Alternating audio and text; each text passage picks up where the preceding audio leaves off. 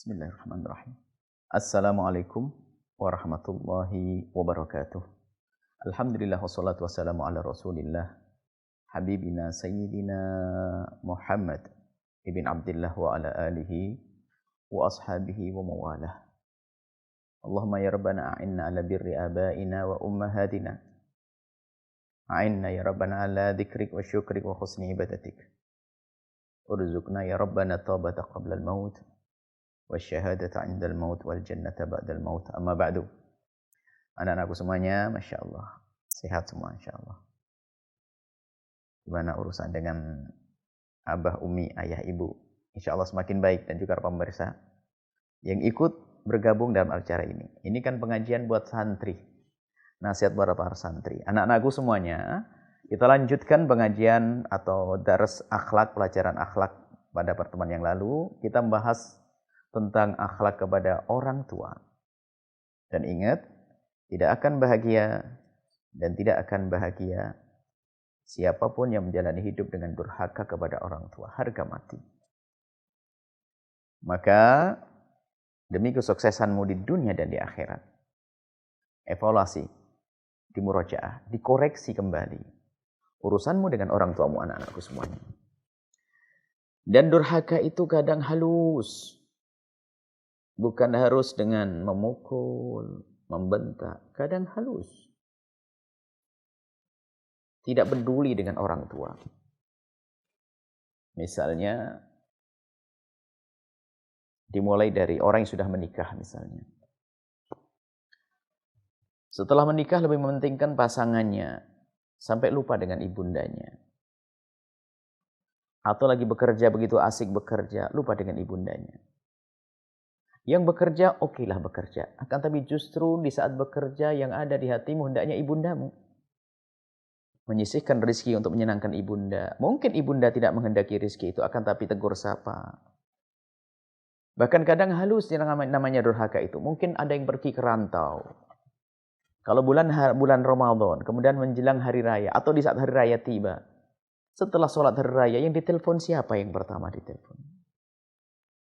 Mungkin yang ditelepon adalah teman yang memberikan pekerjaan atau yang memberikan pertolongan. Lupa ibundanya yang telah menolongnya dari kecil. Ada orang-orang semacam ini. Maka koreksi dirimu, hai anak-anakku semua, dan semua yang menyaksikan acara ini.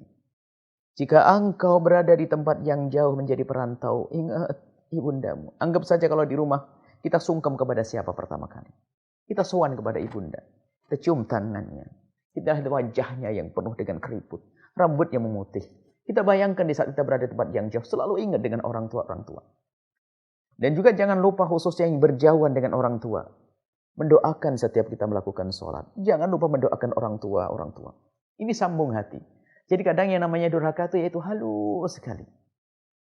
Telepon tidak, Masya Allah. Ini adalah bagi orang sudah menikah atau berumah tangga atau bekerja. Kalau santri ada durhaka halus, wahai anakku. Apa itu? Tidak menghargai pemberian orang tua. Makanya kenapa Buya marah kalau ada baju keleleran? Siapa yang memberikan baju itu? Orang tuamu, nak ya. Bahkan mungkin orang tuamu baju yang robek masih dijahit. Tapi kenapa anaknya di pondok membiarkan bajunya keleleran, bajunya berserakan di mana-mana?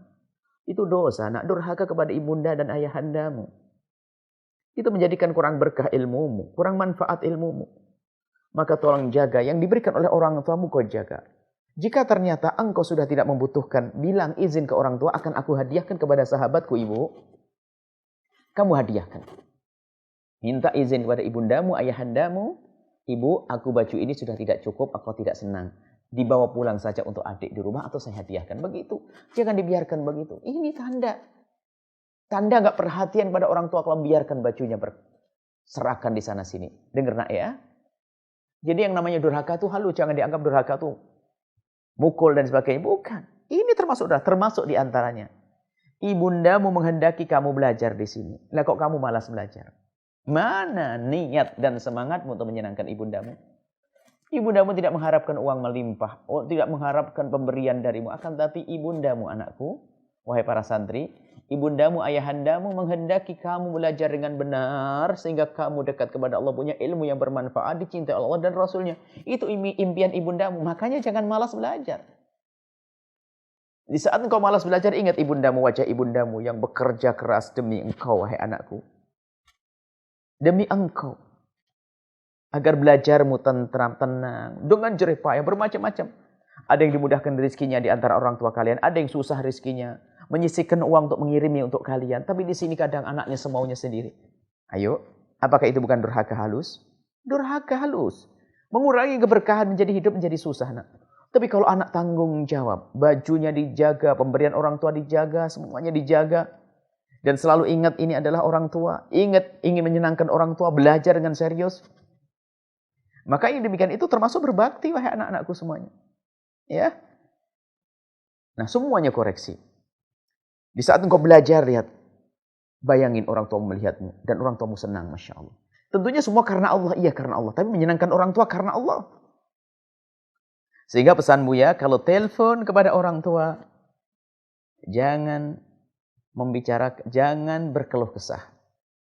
Sampaikan hal yang baik kepada orang tuamu agar orang tuamu semakin tenang di saat lepasmu. Ya. Kemudian ceritakan tentang perkembanganmu. Kalau kau sudah hafal ini, sudah bisa ini, sampaikan kepada orang tuamu agar orang tuamu bergembira, senang. Membuat senang orang tua ini penting. Berikan kabar gembira yang baik, kabar-kabar yang menggembirakan mereka. Nah, ini adalah cara berbakti. Jadi yang namanya durhaka halus, berbakti juga halus. Ingat orang tua setiap saat. Ingat orang tua, kasihan ke orang tua. Kalau sampai aku nggak belajar, orang tua aku akan kecewa. Mikir begitu, ini termasuk bakti. Ya nak ya? Semuanya lihat ibundanya. Yang masih ada ibundanya. Tapi orang tuanya yang sudah tidak ada, ibundanya sudah wafat. Atau ayahanda yang sudah wafat. Oh anakku, semakin kau rajin belajar, ibadahmu, semuanya pahalanya akan sampai ke siapa? Yuk. Sampai kepada ayahandamu yang telah wafat itu. Maka beruntung. Bagi orang tua yang meninggal dunia punya anak menuntut ilmu di tempat mulia semacam ini. Beruntung orang tua tersebut. Punya anak memberikan pahala setiap saat, bahkan menjadi sebab orang tua diampuni oleh Allah. Karena anaknya telah dihantarkan oleh orang tuanya ke tempat mulia. Jadi kalian serius belajar ibadah yang benar, menjaga akhlak yang baik. Ibadah yang benar itu semuanya pahalanya mengalir kepada ibundamu jika ibundamu sudah tidak ada. Ayahandamu jika ayahandamu sudah tidak ada. Dan akan menjadi sebab keberkahan untuk semuanya. Lebih dari itu, anak-anakku semuanya. Lebih dari itu. Kalau kamu belajar dengan benar dan serius, kalian akan semakin mengerti bagaimana berbakti pada orang tua. Nah inilah, makanya pelajaran akhlak ini penting sekali. Insya Allah ini masih silsilahnya panjang nak ya. Akhlak kepada orang tua. Berbakti pada orang tua halus seperti kemarin. Berbakti halus seperti ada anak usia SMP yang masalah sepeda, naik sepeda, masih ingat kemarin? Nah, kemudian juga ada durhaka itu halus begini contohnya nak. Nggak peduli dengan orang tua. Makanya kalau kamu sudah sampai ke rumah nanti, pulang ke rumah. Kalau kamu dengan saudaramu, kamu harus berlomba untuk mengabdi kepada orang tua. Jangan mentang-mentang ada kakak saja deh melayani Umi. Enggak, saya. Kakak, saya akan nyuci bajunya Umi. Kakak, saya akan lipat bajunya Umi. Kakak, saya akan siapin bajunya Umi, makannya Umi. Saya akan siapin, berlomba, berebut. Berebut. Untuk mengabdi kepada orang tuanya, maka pengabdian dari hati itulah menjadikan keberkahan hidup. Enggak bisa ditawar lagi, nak. Hidupnya akan bahagia di dunia sebelum di akhirat. Sampai sebuah kisah ya, yang namanya durhaka halus, yang pernah Buya ceritakan juga, mungkin pernah dengar, ada seorang ibu yang sudah ditinggal oleh suaminya, seorang istri wanita ditinggal oleh suaminya, punya anak 5. Anak 5 itu Masya Allah, baik semuanya. Dan ibu ini sehat, orang kampung, orang desa itu sehat. Orang desa yang kaya jadi sehat. Bukan karena kayanya. Kegiatan di kampungnya itu adalah dia kena matahari, ke sawah, jadi sehat terus. Kebetulan dia kaya. Sehingga anaknya sudah mapan semuanya. Suatu ketika ibu ini sakit, masuk rumah sakit. Dan di saat ibu ini sakit, masuk rumah sakit, semuanya kan pada datang anak-anaknya, kaget, nggak kebiasa-biasa ibunya sakit. Baru kali itu opnam, tinggal di rumah sakit sang ibu. Kemudian berlima ini semuanya ada di rumah sakit, akhirnya mereka bermusyawarah, abang tertuanya itu yang memimpin musyawarah. Adik-adikku semuanya, ibu sekarang sakit di rumah sakit, harus opnam, nginap di rumah sakit. Berarti harus ada yang jaga. Iya kak, berarti kita harus bikin jadwal, hari ini siapa, mungkin sip-sipan, siang dan malam, gantian ya. Rupanya 5 anaknya semua berkata, abang tidak. Kami tidak mau pakai jadwal. Kalau nggak pakai jadwal gimana, siapa yang jaga ibu kita? Abang, kami semua ada di sini. Karena kebetulan rumahnya berdekatan, tidak jauh. Satu kota, anggap saja satu Cirebon. Saya sudah minta izin ke suami kalau saya akan jaga Umi. Saya juga begitu. Semua sudah dapat izin. Hanya nanti kalau ada hajat pulang saja. Bolak-balik begitu. Malam pertama ibunda di rumah sakit merasakan suasana indah sekali. Kenapa? Semua anaknya kayak masa dulu waktu anaknya masih kecil. Ngumpul semuanya. Ini yang paling, yang perempuan ada sini satu dua. Yang laki-laki di luar. Mundar-mandir kelihatan Masya Allah. Ibunya biarpun sakit bangga punya anak yang mendampinginya. Hari demi hari berganti. Hingga hari yang ke-10, 11, 12, 13, 14, 15. Di hari yang ke-15 sang ibu terlihat sudah mulai baik, sudah mulai sehat. Akhirnya salah satu dari anaknya ibu tersebut, yang 5 tadi, salah satunya pergi ke tempatnya dokter, ke kantor dokter itu. Lalu bertanya tentang informasi ibunya, sudah sehat atau belum dan sebagainya. Kata sang dokter, alhamdulillah bu, karena sudah jadi ibu-ibu. Biarpun ini anaknya ibu yang sakit. Ini anaknya ibu yang sakit. Biarpun anak tapi sudah jadi ibu-ibu. Ibunya ibu sudah baik, sudah sehat. Ibunya ibu sudah sehat. Oh, jadi sudah bisa pulang? Oh ya sudah, karena sehat ngapain di sini lama-lama? Kata dokternya. Kata sang ibu, alhamdulillah ibuku sehat. Akhirnya sudah Pak Dokter, kalau begitu terima kasih atas semuanya. Iya. Dan saat sang anak ini sudah jadi, anak ini mau keluar ditahan sama dokter. Ibu, mohon maaf. Kenapa Pak? Kenapa dokter? Obatnya masih ada tersisa. Sebenarnya nggak ada masalah, cuman biar sempurna saja. Bagaimana kalau sekalian besok saja, biar maksimal. Obatnya sudah dilepas, infusnya semuanya beres. Kata sang anak tersebut, baiklah Pak Dokter, kalau memang seperti itu nggak apa-apa. Akhirnya sang anak yang menghadap ke dokter kembali ke kamar ibundanya. Di kamar ibundanya sudah ditunggu oleh adik-adik dan abangnya. Kakak, abang, adik, alhamdulillah ibu sudah sehat. Sudah sehat. Kata dokter sudah boleh pulang. Alhamdulillah. Ibunya juga senang sampai ngatakan, waduh nak, bosan di rumah sakit nak. Biarpun dilayani tapi bosan di rumah sakit. Aku pengen pulang. Iya ibu sudah boleh pulang. Alhamdulillah sekarang pulang ya. Kata dokter, diselesaikan dulu obatnya ibu, jadi pulangnya besok. Oh gitu ya, jadi siap-siap semuanya. Iya. Rapi-rapi semuanya, akhirnya ada yang ingat. Abangnya ingat, adik-adikku, iya bang, kamu bisa ngebayangin rumah ibu kayak apa ditinggal 15 hari. Pasti berantakan, kotor. Kita tidak ingin ibunda pulang, tambah sakit lagi karena kotornya tempat tersebut. Lalu bagaimana? Harus ada salah satu yang ngalah pulang. Semuanya toleh kanan, toleh kiri. Nggak ada yang mau. Bukan nggak ada yang mau, bingung. Akhirnya salah satu anak mengangkat tangan, Kak, biar saya saja pulang ya gimana? Oh iya. Ini yang pulang ini adalah tadi yang pergi ke dokter. Yang pergi ke dokter memang cekatan dia, lalu berkata, saya aja yang pulang Kak ya. Oh iya gak apa-apa. Dan memang kebetulan ini anak perempuan ini yang paling rajin bersih-bersih. Pulang ke rumah. Sampai di rumah, bersihkan kamar mandi, kasur, spray, diganti.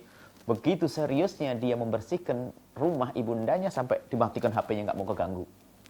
Gak mau keganggu, HP dimatikan sampai malam, sholat isya, merapiin lagi, ketiduran. Subuh bangun subuh, buru-buru habis sholat subuh langsung rapikan, masak segala macam. Sudah bersih rumahnya sampai jam 8-9. Kok nggak ada telepon datang, nggak ada dering telepon. Kapan ibu pulang? Akhirnya datanglah sang anak perempuan ini mengambil HP. Setelah dipegang HP-nya baru sadar, astagfirullah, HP-nya aku matikan mulai semalam. Jadi HP-nya mati.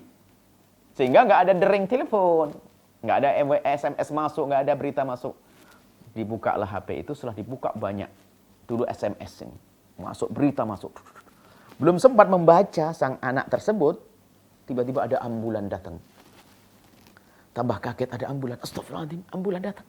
Ya Allah, kenapa ibuku, kenapa? Ketakutan dia. Jangan-jangan ibu meninggal, jangan-jangan ibu wafat. Ketakutan dia. Kenapa harus pakai ambulan? Kan abang punya mobil. Aduh, tambah, wah panik dia. HP dilempar begitu, langsung menyambut. HP dilempar, ambulan sudah di hadapan matanya.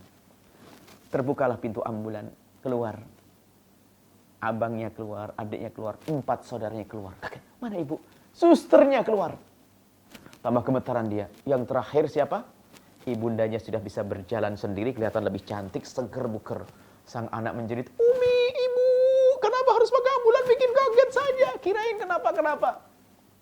Kenapa abang harus pakai ambulan, bang?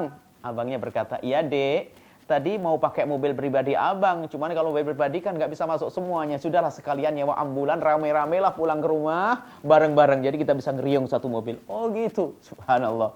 Itu anak baik-baik semuanya. Nah, tapi ingat Allah yang tahu di hati anak-anak ini semuanya. Berbakti adalah urusan hati dengan Allah. Allah Maha tahu apa yang ada di hati anak-anak. Allah tahu salah satu anaknya tadi yang anak perempuan pergi ke dokter bertanya, Allah juga tahu. Dan Allah juga tahu kenapa sang anak tadi kok tiba-tiba milih pulang duluan, itu Allah juga Maha tahu. Ketahuilah bahwa anak perempuan tersebut pergi dokter bukan sekedar tanya kesehatan ibundanya, tapi juga tanya berapa biayanya. Kemudian setelah tahu biayanya besar dan sebagainya, anak tersebut milih pulang ke rumah. Itu bukan karena ingin mengerjakan pekerjaan rumah, membersihkan rumah ibundanya. Bukan, karena terbetik, terlintas di hatinya ingin lari dari dimintai sumbangan mengeluarkan bantuan rumah sakit untuk ibundanya. Lihat. Kelihatannya dia kerja di rumah, tapi sebenarnya dia lari. Sampai HP-nya dimatikan, takut ditelepon. Jadi ada yang namanya durhaka itu halus. Ibunya sakit saja, lari untuk membelikan obat resep dokter ibundanya. Bahkan ada mungkin ibunya sakit, mau kunjung kepada ibundanya. Kalau saya datang duluan, nanti saya nebus obatnya. Astagfirullah. Ibundanya takut nebus obat ibundanya. Ini adalah anak durhaka halus. Akan tapi ketahuilah, sefakir apapun dirimu, semoga engkau tidak fakir. Sefakir apapun dirimu, semoga engkau tidak fakir. Ketahuilah jika ibundamu sakit, ayahmu sakit, berusahalah untuk menjadi orang pertama yang mau menyelesaikan urusannya. Biarpun kita tidak mampu, akan aku berikan, akan aku beri. Kalau sudah seperti itu, perjuangan seorang anak tulus karena Allah akan diberi kebahagiaan. Maka ada saat ini ada orang lari. Kalau ibunya sakit, pada takut datang ke rumah ibundanya, takut suruh mengantarkan ke rumah sakit, membiayai, naudzubillah. Ibunda kita kalau kita sakit, beliau akan berbuat apa saja untuk kita. Semua harta akan dikeluarkan untuk kita, dihabiskan untuk kita. Masya Allah.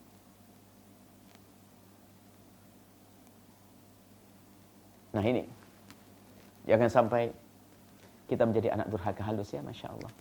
Ibunda kita perjuangan seperti apa? Rela mati untuk kita. Kalau sakit, rela sakit dia ditahan oleh beliau. Rela jual anting, jual ini demi kesehatan anaknya. Mana ada anak rela menjual hartanya semuanya untuk ibundanya? Mana ada? Seorang ibu rela menjual semuanya demi keselamatan anak, kebaikan sang anak. Wahai anak-anakku, engkau tidak akan mampu membalas kebaikan ibundamu. Buya tutup pengajian ini, akhlak hari ini, kisah seorang anak muda yang dilihat oleh Sayyidina Abdullah bin Umar. Sayyidina Umar punya anak alim namanya Abdullah bin Umar. Waktu haji, ceritanya Sayyidina Abdullah bin Umar itu melihat ada seorang anak muda menggendong ibundanya diikat dengan tali. Supaya enak digendong begitu. Tawaf, sa'i, tahallul selesai. Kemudian anak muda datang kepada Sayyidina Abdullah bin Umar. Wahai Imam Abdullah bin Umar, engkau melihat aku menggendong ibundaku. Oh iya, subhanallah, kau anak hebat nak. Wahai Imam Abdullah bin Umar, aku itu sebetulnya karena ingin membalas budi ibundaku yang sangat baik kepada saya. Apa yang aku lakukan ini sampai luka leherku ini. Karena aku menggendong ibundaku, aku pasang kain sampai aku luka ini. Aku gendong di Arafah, aku gendong di Mina, aku gendong waktu tawaf, aku gendong waktu sa'i. Yang aku lakukan ini, wahai Imam Abdullah bin Umar, yang aku lakukan ini apakah sudah bisa membalas budi baik ibundaku? Sayyidina Abdullah bin Umar spontan menjawab, tidak, wahai anak muda. Apa yang kau lakukan tidak bisa membalas kebaikan ibundamu. Bahkan apa yang kau lakukan tidak ada apa-apanya. Jika dibanding sesaat waktu ibundamu melahirkanmu. Waktu ibundamu melahirkanmu taruhannya nyawa. Kau menggendong ibundamu tidak pakai taruhan nyawa. Ibundamu waktu melahirkanmu taruhan nyawa. Dan ada perbedaan nak. Ada perbedaan nak. Kalau seorang ibunda menggendong anaknya, akan selalu mengharap kapan anakku bisa buka mata. Kapan bisa merangkak, kapan bisa berdiri, kapan bisa besar. Itulah ibunda di saat menggendong seorang anak. Berharap kapan anaknya besar dan dewasa. Tapi ingat, alangkah banyaknya seorang anak yang menggendong ibundanya, terlintas di hatinya kapan ibundaku mati karena merasa direpotin oleh ibundanya. Capek menggendong ibundanya katanya, na'udzubillah. Hati-hati. Apalagi di saat ibunda sudah lemah. Kita harus tambah sayang, tambah cinta, hormati, muliakan mereka. Ingat, tidak akan bahagia. Dan tidak akan bahagia siapapun yang menjalani hidup dengan durhaka kepada orang tua. Goodbye durhaka.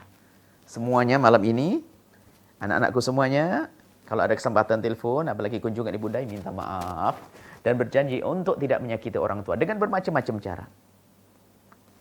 Pemirsa semuanya, mari kita semua berdamai dengan ibunda kita, ayahanda kita. Kita datang saat ini yang masih hidup, kita cium tangannya. Kita rasakan bau lumpur karena beliau bekerja keras, kasarnya tangannya, keriput tangannya. Kita baca wajahnya yang penuh dengan keriput, rambut yang memutih, tubuhnya mulai membungkuk tertatih-tatih. Itulah ibunda kita. Baca, doakan sambil membaca wajah mereka, ya Allah, ibunda, ya Allah ibundaku, ayahandaku, ibundaku, ayahandaku. Dan jika orang tua sudah meninggal, jangan lupa doa dan doa dan doa untuk ibunda. Dan berbuatlah baik dan niatkan untuk ibunda kita. Ini saja anak-anakku semuanya ya, insyaAllah. Dihafal semuanya, dirasakan berbakti pada orang tua, bukan ilmu akal, ilmu dihafal. Sebab kalau hanya ditanya untuk ilmu menjawab pertanyaan, bagaimana hukum berbakti pada orang tua, jawabnya wajib, tapi kadang masih kasar dengan orang tuanya. Awas, tidak bahagia yang durhaka dengan orang tuanya. Tidak bahagia. Semoga kalian adalah anak-anak yang berbahagia semuanya. Semoga kalian adalah anak yang bisa berbakti pada orang tua. Dan semoga kelak Allah berikan kepada kalian anak-anak yang bisa berbakti kepada kalian. Sehingga kalian, anak-anak kalian dengan orang tua kalian ahli surga semuanya. Alhamdulillah. Allahumma salli ala Sayyidina Muhammad. Wa ala Sayyidina Muhammad. Allahumma ya Allah, jadikan kami anak yang bisa berbakti pada orang tua kami. Ya Allah, dan jadikan anak-anak kami kelak bisa berbakti kepada kami. Kumpulkan kami dengan orang tua kami kelak di surga. Dan kumpulkan kami dengan anak kami kelak di surga. Dan kami mohon ya Allah, ampuni kami semuanya. Muliakan kami di dunia dan akhirat. Ya Allah, wahidat yang maha kasih. Ya Allah, ya Allah, ya Allah. Mudahkan kami untuk berbakti pada orang tua kami. Dan mudahkan kami ya Allah, menjadikan anak kami bisa berbakti kepada kami. Jadikan hidup kami indah dalam rumah tangga kami, keluarga kami ya Allah.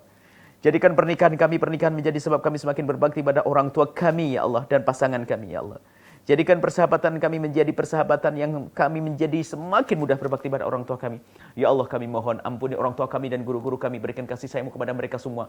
Dan kami mohon ya Allah, semua yang ada di sini, ya Allah, anak-anak kami saat ini ya Allah, dan para wali santri, jadikan mereka dengan orang tua mereka saling mencintai karena-Mu ya Allah. Yang menyaksikan acara ini ya Allah, jauhkan mereka dari durhaka pada orang tua. Ya Allah, semuanya ini, jauhkan kami dari durhaka kepada orang tua kami ya Allah. Jauhkan kami dari durhaka pada orang tua kami. Dan mudahkan kami berbakti, panjangkan umur kami dalam ketaatan serta sehat walafiat. Ya Allah, ampuni kami ya Allah. Yang kami sering mengangkat suara kami di hadapan ibunda kami yang sudah sepuh. Di depan ayahanda kami sudah sepuh yang jalannya sudah tertatih-tatih. Kulitnya keriput, pandangan kabur, tubuh mulai membungkuk, rambut memutih. Kadang kami masih mengangkat suara di hadapan mereka. Ampuni kami ya Allah dan lembutkan lisan kami, lembutkan perilaku kami untuk orang tua kami ya Allah. Panjangkan umur kami dan umur mereka dalam ketaatan serta sehat walafiat. Berikan kepada kami semua husnul khatimah. Mati dalam keadaan iman dan kami mohon ya Allah, jadikan ucapan kami di akhir hayat kami kelak saat Engkau hendak mencabut nyawa kami. Jadikan ya Allah ucapan kami di akhir hayat kami kelak adalah kalimat mulia, la ilaha illallah Muhammadur Rasulullah, la ilaha illallah Muhammadur Rasulullah, la ilaha illallah Muhammadur Rasulullah sallallahu alaihi wasallam. Rabbana atina fid dunya hasanah wa fil akhirati hasanah wa qina adzabannar. Wa sallallahu ala sayyidina Muhammadin wa ala alihi wasallam. Alhamdulillah, amin. Al-Fatihah.